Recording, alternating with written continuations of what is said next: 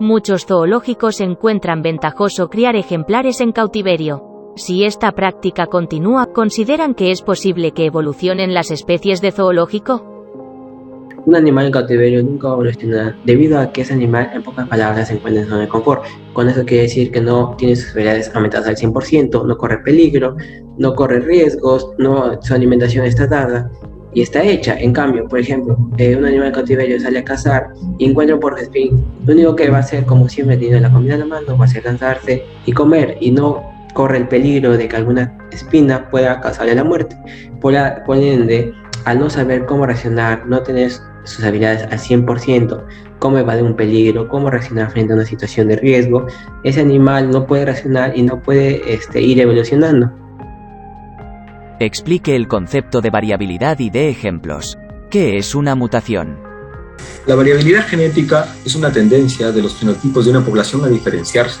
Los individuos de una misma especie nunca son idénticos. Si bien son reconocibles como pertenecientes a esa misma especie, existen muchas diferencias entre ellos, en su forma, función, comportamiento, entre muchas otras. En el caso de los humanos tenemos diferencias muy marcadas entre nosotros y, por ejemplo, personas de Asia, África o Europa. En el caso de la fauna, existen infinidades de ejemplos, desde los leones, que tienen cerca de 10 tipos de su especie, hasta las serpientes, de las cuales podemos encontrar más de 3.400 tipos a lo largo del mundo. En la flora tenemos el caso de la papa. Solo Perú cultiva miles y miles de variedades de este tubérculo. Pero ¿a qué se debe la variabilidad?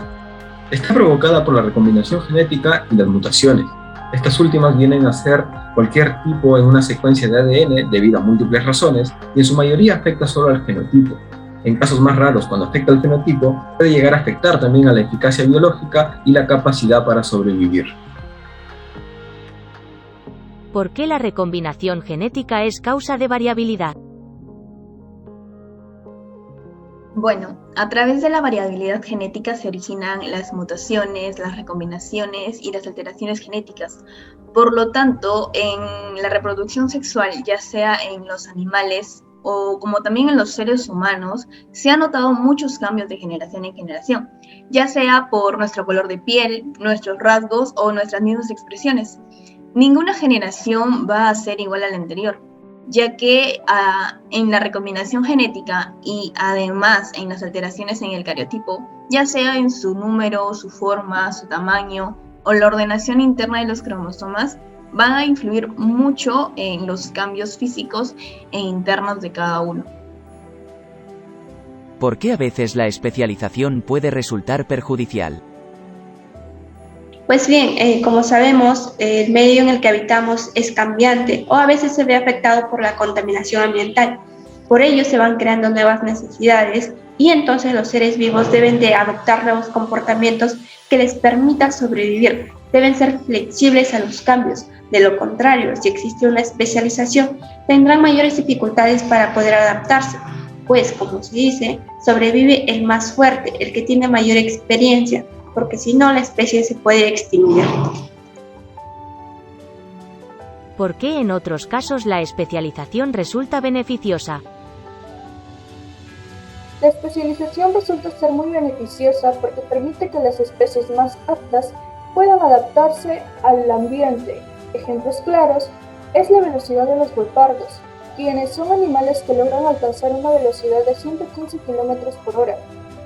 Los guepardos más veloces son los que lograban atrapar la presa primero, y ellos lograban sobrevivir, mientras quienes eran más lentos morían por desnutrición.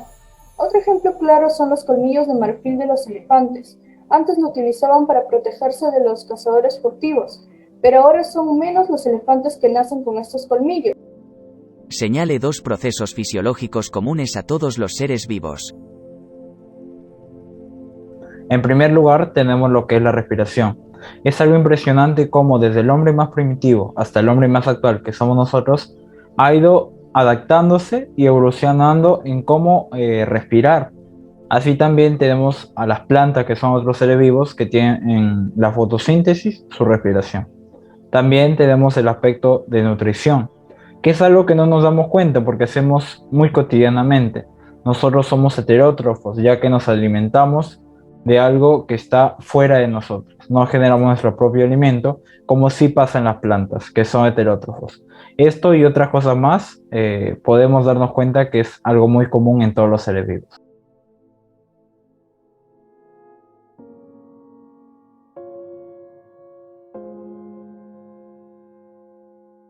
Suponga y describa un cambio ambiental extraordinario al que una especie podría estar expuesta. Aplique también el concepto darwiniano. Para esta pregunta hablaremos sobre el reciente caso del derrame de petróleo por parte de la empresa Repsol en nuestras costas peruanas, el cual claramente viene a ser un cambio ambiental extraordinario, ya que se está afectando el medio ambiente por obra y acciones del ser humano. Podemos mencionar a la Marina del Perú, la única de muchos países que no emitió una alerta de tsunami debido a estos oleajes anómalos ocasionados por la erupción del volcán de Tonga, y los cuales fueron en primera instancia causantes de este desastre. Pero también, obviamente, a la empresa Repsol por su mal y lento accionar, desde aludir que la cantidad de petróleo derramado era mínimo, hasta mandar a solamente 15 personas a limpiar una playa. Eso, señores, es una atrocidad. Al día de hoy son 21 playas afectadas, al igual que una gran cantidad diversa de flora y fauna. Están los pulpos, las nutrias, diversidad de peces comerciales, aves, los pingüinos, las gaviotas, los piqueros, entre muchos otros. Han sido encontrados muertos y cubiertos con este crudo. Es lamentable esta situación. Las consecuencias no solo es o serán las que están viviendo en este momento sus hábitats, sus zonas de reproducción o las zonas de caza, sino que pueden demorar años en recuperarse ante esta catástrofe. Utilizando el concepto darwiniano, las especies que están más aptas para sobrevivir ante esta situación son las aves, quienes, observando la actualidad, pueden migrar hacia otros lugares. De esa manera, podemos ver que llegan a supervivir. Los peces y otras especies marinas comerciales podemos decir que son las más afectadas en el instante, en el momento, pero no se van a quedar atrás. Van a viajar por otros lugares, muchos kilómetros mar adentro, hasta sentirse seguros en otra hábitat.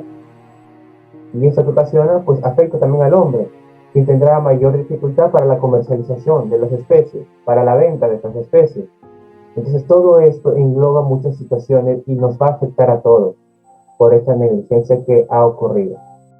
La verdad es que es muy desalentador, pero otro de los miles o hasta millones de ejemplos que hay del ser humano destruyendo el medio ambiente.